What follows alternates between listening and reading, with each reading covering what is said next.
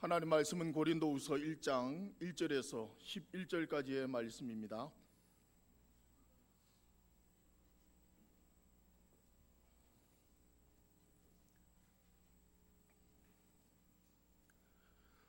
고린도후서 1장 1절에서 11절까지의 말씀입니다.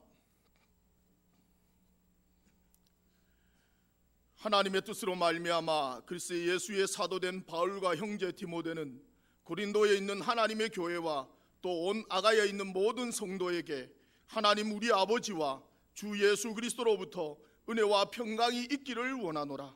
찬송하리로다. 그는 우리 주 예수 그리스도의 하나님이시요 자비의 아버지시요 모든 위로의 하나님이시며 우리의 모든 환난 중에서 우리를 위로하사 우리로 하여금 하나님께 받은 위로로서 모든 환난 중에 있는 자들을 능히 위로하게 하시는 이시로다. 그리스도의 고난이 우리에게 넘친 것 같이 우리가 받는 위로도 그리스도로 말미암아 넘치는도다. 우리가 환난 당하는 것도 너희가 위로와 구원을 받게 하려는 것이요 우리가 위로를 받는 것도 너희가 위로를 받게 하려는 것이니 이 위로가 너희 속에 역사하여 우리가 받는 것 같은 고난을 너희도 견디게 하느니라. 너희를 위한 우리의 소망이 견고함은 너희가 고난에 참여하는 자가 된 것 같이 위로에도 그러할 줄을 알미라. 형제들아, 우리가 아시아에서 당한 환난을 너희가 모르기를 원하지 아니하노니 힘에 겹도록 심한 고난을 당하여 살 소망까지 끊어지고 우리는 우리 자신이 사형 선고를 받은 줄 알았으니 이는 우리로 자기를 의지하지 말고 오직 죽은 자를 다시 살리시는 하나님만 의지하게 하심이라. 그가 이같이 큰 사망에서 우리를 건지셨고 또 건지실 것이며 이후에도 건지시기를 그에게 바라노라. 너희가 우리를 위하여 간구함으로 도우라. 이는 우리가 많은 사람의 기도로 얻은 은사로 말미암아 많은 사람이 우리를 위하여 감사하게 하려 함이라. 아멘. 이 시간 할렐루야 찬양대에서 찬양드리겠습니다.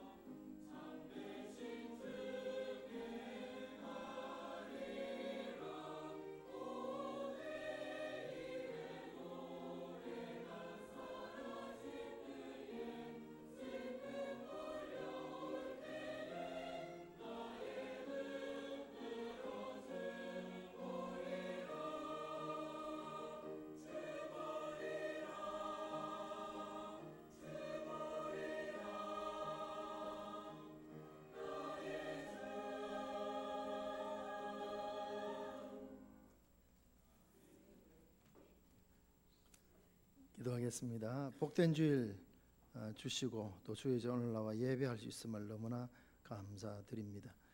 예배하고 싶어도 예배하지 못하는 자들 많이 있지만 마음껏 주의 전을 올라와 예배할 수 있는 이런 자유를 주신 것을 너무나 감사하며 건강 주신 것을 너무나 감사합니다.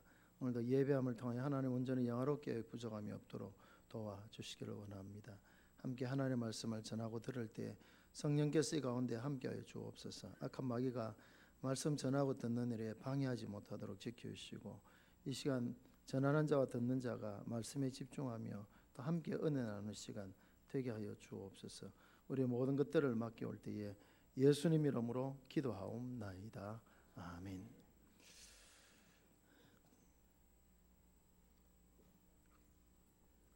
어제 밤에 저녁 무렵에 비가 엄청나게 왔죠. 천둥 번개와 함께. 근데 이제 장마가 이제 끝났답니다. 끝을 멋지게 끝난 것 같은데 이제 오늘부터 본격적으로 이제 여름 폭염이 찾아온다고 합니다. 여러분 건강하게 잘 보내시기를 바랍니다.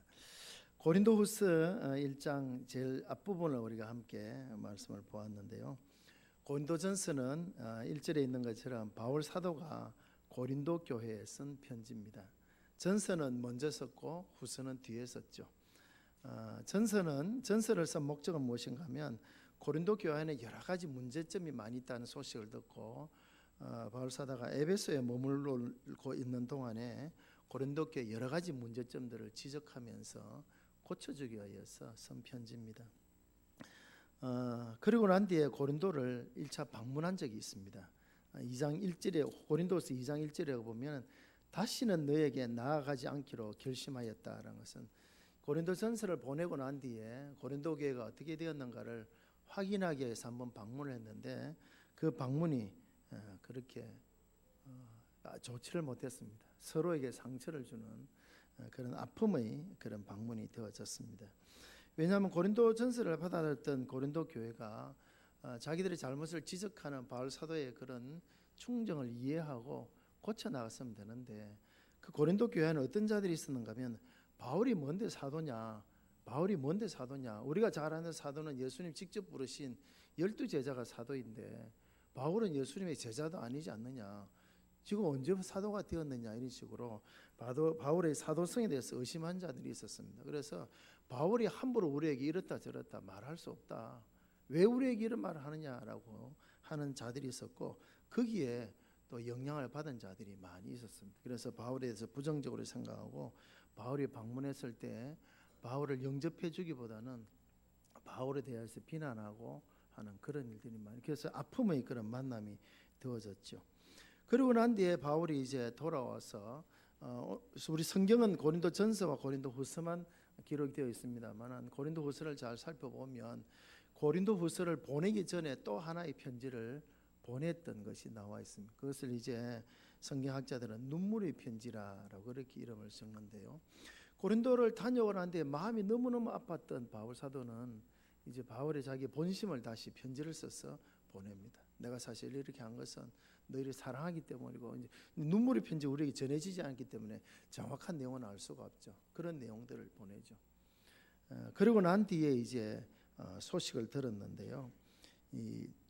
처음에 가슴 아픈 방문이 있고 난 뒤에 보냈던 그 눈물의 편지를 받아든 고린도 교회가 바울의 진심을 이해하게 되어졌고 참 은혜스럽게 되어졌죠.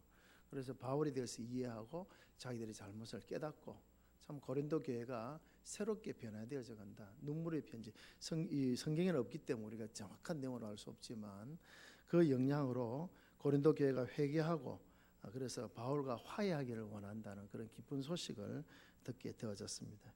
그리고 난 뒤에 쓴 편지가 이제 고린도 후서입니다. 그러니까 사실 고린도에 쓴 세 번째 편지인데 성경에는 이제 두 개만 수록되어 있기 때문에 전서와 후서가 되는데요.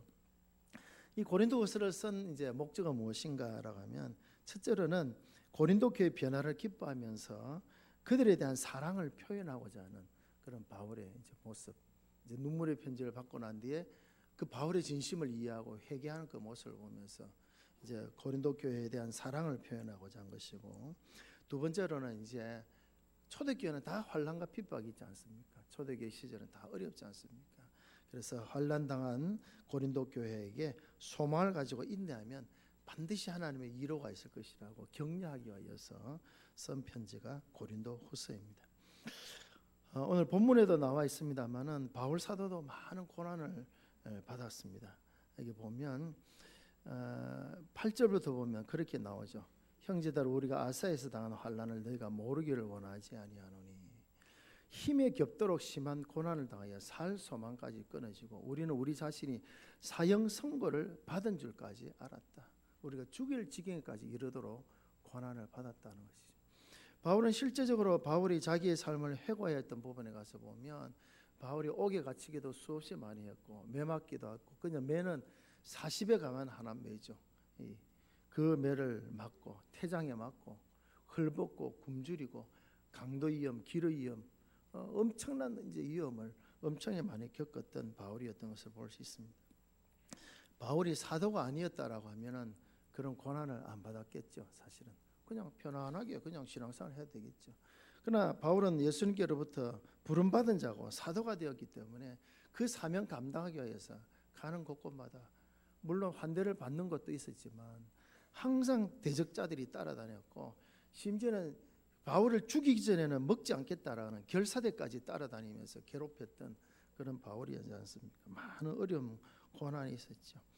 그래서 어려움 당한 이 고린도 교회를 생각하면서 우리도 이런 고난을 당했다.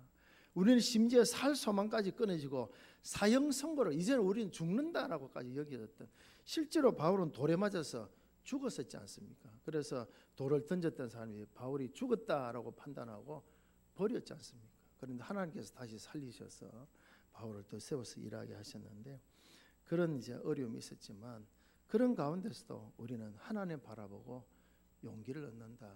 그래서 바로 고린도 교회를 위로하고자 하는 그런 의미를 보게 됩니다. 고린도후서를 읽어가다 보면 바울은 자기의 사도직에 대한 기원과 그 근거에 대하여서 여러 번 말씀합니다. 왜냐하면 고린도 교회 안에 앞에 더 말씀드린 것처럼 바울이 무슨 사도냐?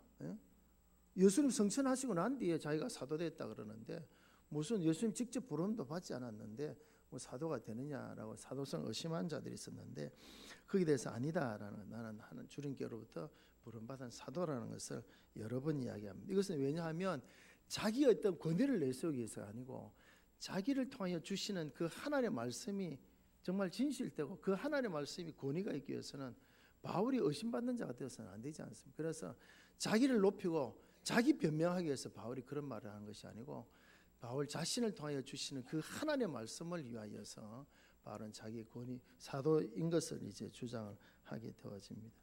그러고 난 뒤에 고난받는 이제 고린도 교회를 향해서 위로하고 격려하는 이제 그런 내용의 말씀을 우리 여기서 보게 되는데요. 예수님께서도 그렇게 말씀하시지 않습니까? 나를 따라오려거든 자기 십자가를 지고 나를 따를 것이다. 주님을 따르는 자에게는 고난이 있다는 것이죠. 왜냐하면 세상이 참 오히려 하나님과 그리스도와 원수되어져 있기 때문에 그리스도를 따르는 자들을 내버려 두지 않는다는 것이죠. 심지어는 그렇게까지 말씀하는 분이 있습니다. 우리가 신앙생활을 한 가운데 고난이 없다면 둘 중 하나다. 둘 중 하나다. 우리가 완벽한 의인이 되어졌든지 아니면 우리가 세상에 적당하게 살아가기 때문에 마귀가 아예 건드리지도 않는다라고 하는 것이죠. 완벽한 의인이기 때문에 마귀가 건드려봤자 자기들이 얻을 것이 없으니까 내버려 두는 것과 또 우리가 세상과 적절히 타협하고 성도답지 못하기 때문에 내버려 둬도 저거는 막 그냥 괜찮겠다. 마귀가 안심해서 손대지 않기 때문에 시험이 없다는 거죠.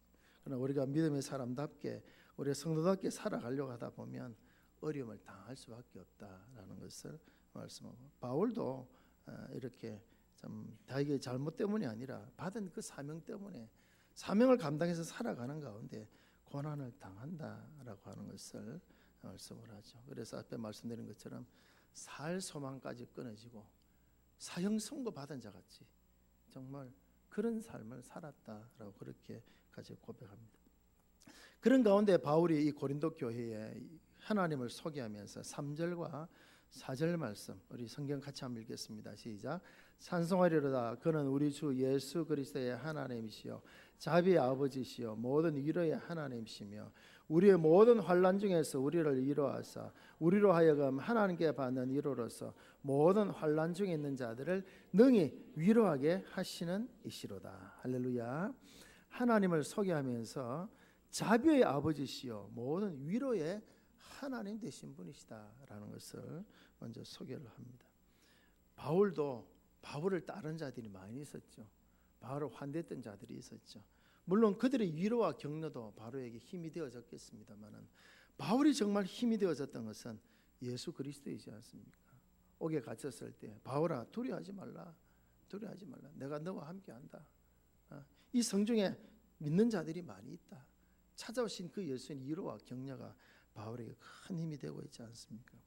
그래서 바울이 고린도 교회에 그렇게 소개합니다. 우리가 믿는 하나님은 자비의 아버지시요 모든 위로의 하나님으로서 모든 환난 중에 있는 자들을 능히 위로하실 수 있는 분이시다. 그 하나님을 바라보라라고 그렇게 격려를 하고 있습니다. 지난주 우리가 마라를 지나게 하신 그 하나님의 뜻을 우리가 생각해 보았는데요. 마라, 쓴물, 스스 먹지 못한 그 마라의 해결책은 다른 데 있었던 것이 아닙니다. 다른 데 가서 구해온 것이 아니고 마라 그 샘 곁에 한 나무가 있었지 않습니까? 그처럼 우리 고난 옆에 위로도 멀리 있는 것이 아닙니다. 바로 옆에 계신 우리 하나님, 우리 참된 위로자가 되신다는 것을 깨닫는 그런 저와 여러분들이 되시기를 바랍니다. 먼 데서 우리 위로를 찾지 마십시오.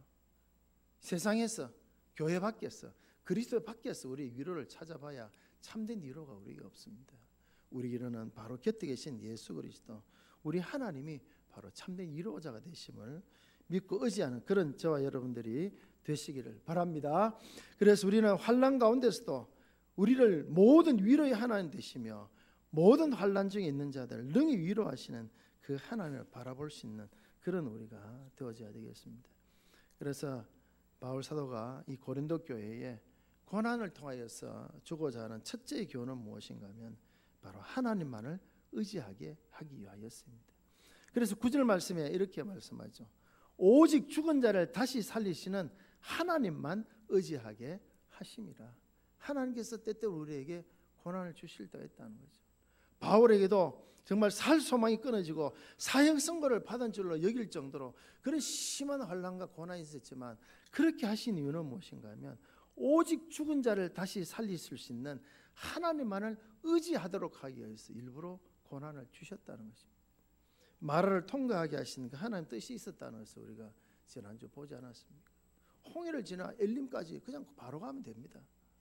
그런데 굳이 마라를 그치게 하시는 그 하나님 뜻이 있는 것처럼 하나님은 그것을 통해서 그 마라를 통하여서 하나님만 순종하도록 하나님은 치료의 하나님 것을 깨닫도록 하기 위해서 하셨던 것처럼 하나님께서 성도들에게 마라와 같은 고난을 주신 이유는 하나님만 의지하도록 그 믿음을 가지라고 하나님은 고난을 주신다는 것입니다. 지난주에도 잠시 소개를 드렸습니다만 신명기 8장 2절 말씀, 이스라엘 백성들의 광야 생활 힘들고 어렵죠. 고난의 연속이죠. 그렇게 하신 이유가 무엇입니까? 내 하나님 여호와께서 이 40년 동안 너를 광야의 길로 걷게 하신 것을 기억하라. 이는 너를 낮추시며 너를 시험하사 너희가 어떠한지 그 명령을 지키는지 아니 지키는지 알려 하심이라. 너를 낮추시며 너를 또 줄이게 하시며 또 너로 알지 못하는 또 내 열조도 알지 못하는 만나를 내게 먹으신 것은 사람이 떡으로만 사는 것이 아니요 여호와의 입에서 나오는 모든 말씀으로 사는 줄을 너로 알게 하려 하심이라. 할렐루야. 이스라엘 백성들을 광야를 걷게 하신 것은 사람이 떡으로만 사는 것이 아니라 하나님의 말씀으로 사는 것을 깨닫도록 하기 위해서 광야 40년을 걷게 하셨다는 것입니다. 하나님의 말씀으로만 살기 때문에 하나님만 의지하고 하나님만 바라봐야 되는 것이죠. 위대한 신앙인들을 보면요, 아무런 문제가 없어서 어림이 없기 때문에 위대한 신앙이 된 사람은 없습니다. 다 우리보다 더 힘들고 어려운 고난을 겪은 자들이 얼마나 많습니까? 그런 가운데서도 하나님만 바라보고 의지할 때에 그 믿음이 아름답게 빛났던 것을 보게 됩니다. 우리 찬송가 가운데 크로스비 여사가 지은 찬송가가 참 많습니다. 환희 크로스비는 어릴 때 의사의 실수로 맹인이 되고 말았습니다. 어릴 때부터, 원래부터 맹인은 아니었어요. 의사의 실수로 이제 맹인이 되어졌고, 맹인이 되고 나니까 얼마나 힘듭니까? 지금은 그래도 이 장애우들 위한 시설들이 많이 이렇게 보완이 되고 도와주는 그런 일들이 많이 있습니다만은 그 옛날에는 그런 일이 어디 있겠어요? 얼마나 힘들겠습니까? 절망할 수밖에 없는 그런 상황이죠. 그런 시련 가운데서도 하나님 바라보고 믿음으로 살았을 때 그 주옥 같은 수많은 찬송시가 그 환희 크로스비를 통하여서 오늘 우리에게까지 전파되어지고 함께 부르고 있습니다. 우리가 잘 아는 베토벤도 음악가로서는 없어서는 안 될 청력을 상실했지만 오히려 청력을 잃어내려 더 훌륭한 작품을 대명곡을 많이 지었지 않습니까? 영국의 그 영문학의 대가요 유명한 수필가 중에 찰스 램이라는 사람이 있습니다. 이 사람은 사실은 말더듬이었습니다. 대학도 입학도 하지 못했고 그 집안도 불우했습니다. 그 누이가 정신병자였습니다. 그래서 하루는 그 정신병이 또 발작이 되어져서 어머니를 죽이는 살해하는 그런 일이 있었습니다. 얼마나 그 집안이 불우합니까? 그런 가운데서도 이 찰스 램은 그 누이를 평생토록 간호해주면서 믿음으로 살았습니다.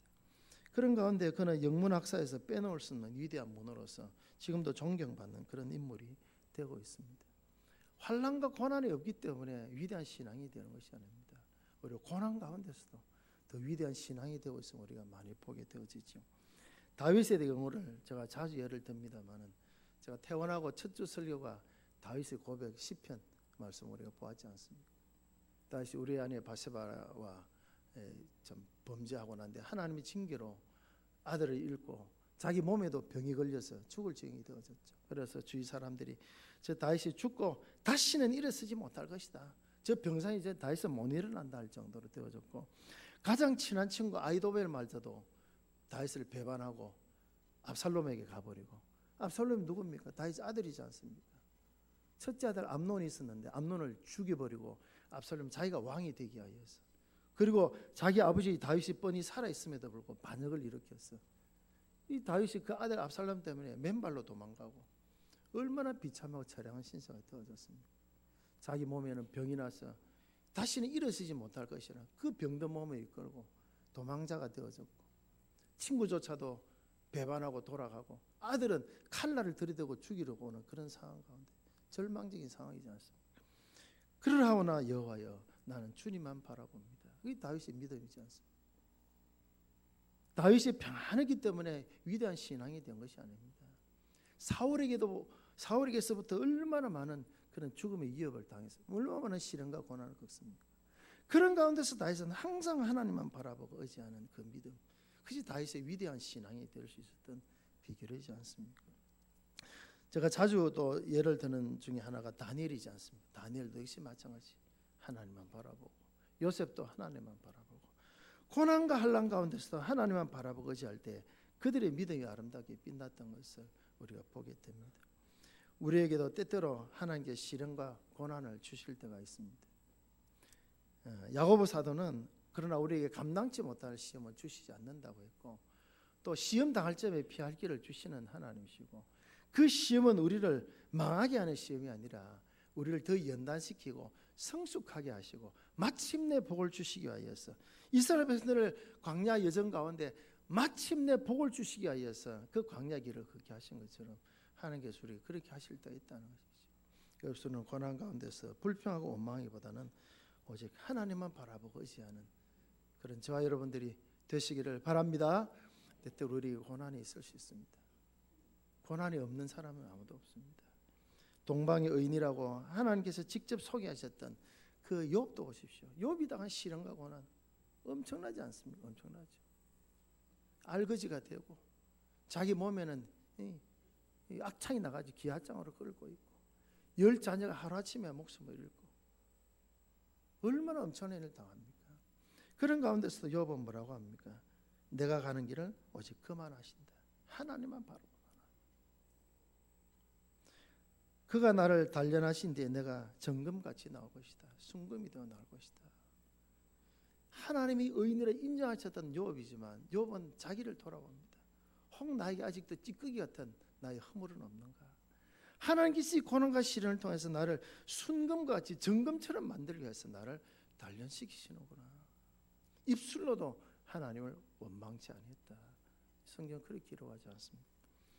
하나님은 욥에게 갑절의 복을 그에게 주셨습니다. 욥이 갑절의 복을 기대하면서 그렇게 기다려서 그렇지 않습니다. 하나님 욥에게 갑절의 복을 약속하신 적도 없고 욥이 그것을 기대하고 있다고 성경은 말씀하지 않습니다. 욥의 그런 모습이 너무나 아름다웠기 때문에 하나님께서 주신 것이죠.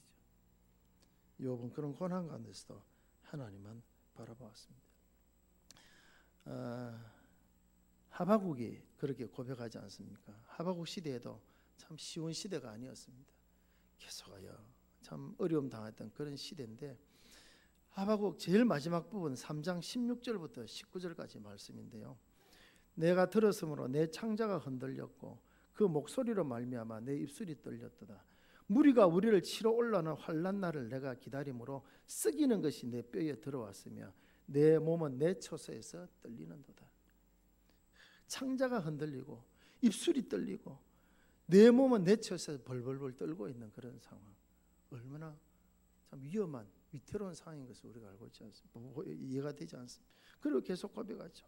비록 무화과 나무가 무성하지 못하며 포도나무에 열매가 없으며 감람나무에 소출이 없으며 밭에 먹을 것이 없으며 우리의 양이 없으며 외양간에 소가 없을지라도, 다 아무것도 없는 그런 상황 가운데서도 그러나 18절에 이렇게 고백하죠. 나는 여호와로 말미암아 즐거워하며 나의 구원의 하나님으로 말미암아 기뻐하리로다. 주 여호와는 나의 힘이시라. 나의 발을 사슴과 같게 하사 나를 나의 높은 곳으로 다니게 하시리로다. 할렐루야. 하박국의 고백을 보십시오. 절망적인 상황, 아무것도 없는 상황이지만 오직 나의 구원의 하나님을 말미암아 나는 기뻐한다. 그 하나님 나의 힘이시다. 그렇게 고백을 하죠. 시편 120편을 기록한 시편 저자, 누가 썼는지는 잘 알려지지 않고 있습니다만, 내가 산을 향하여 눈을 들리라. 나의 도움이 어디서 올까? 나의 도움이 어디서 옵니까? 천지를 지으신 여호와에게서로다. 할렐루야. 이 하나님을 바라보는, 믿고 하지 않은 그런 저와 여러분들이 다 되시기를 바랍니다.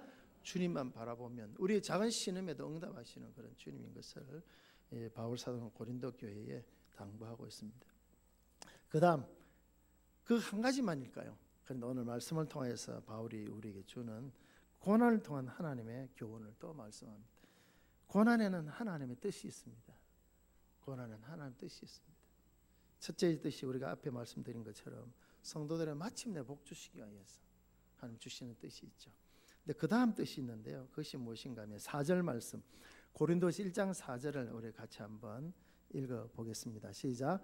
우리의 모든 환난 중에서 우리를 위로하사 우리로 하여금 하나님께 받는 위로로서 모든 환난이 있는 자들을 능히 위로하게 하시는 이시로다. 하나님은 고난 당한 자들을 위로하시는 분이십니다. 믿으십니까? 근데 그 고난 받는 그 자들을 위로하시는 하나님 방법을 보십시오. 어떻게 위로하시는가? 이렇죠. 환난 중에 있는 우리를 위로하였습니다. 바울이 고백하기를 환난 중에 있는 바울을 위로했습니다. 바울이 큰 위로를 받았습니다.